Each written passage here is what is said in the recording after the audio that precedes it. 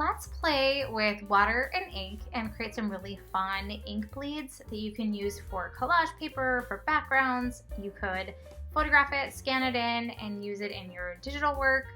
Lots of fun applications for ink bleeds. So the first step I do is I tape down my paper using washi tape, and then I load it up with water using a size 24 brush. I'm just gonna get all the areas super saturated so that I know my ink is going to have lots of fun when it hits the surface. And then I'm using India ink from Blick. It's Black Cat ink. And then I drop it into a small container, grab another paintbrush, and then just start dropping it down onto my paper. And you notice the water just takes off with it and really goes for it. This mix of ink is water. I put a little water in the cup first and then I added ink to it. So it's a little thinner than it would be if it was straight out of the bottle.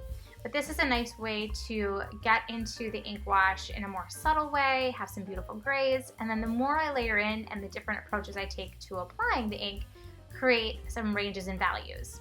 Then I had a secondary cup that already had some ink in it without any water mixed into it. And then I dropped that on next and do some splattering to have even further ranges of blacks and grays.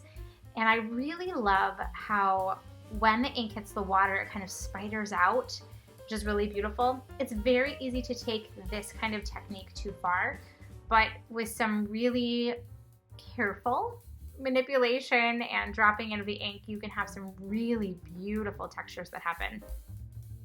And then in this one, I decided to add a little bit more water in certain areas to help the ink continue to bleed and dance across the paper, and then dropped in some more ink. But this time I was actually touching the brush to the paper and letting it kind of create more of a line effect. And then anywhere it hits those wet areas, it's bleeding out and growing, and those lines kind of, widen and continue to spread across the page.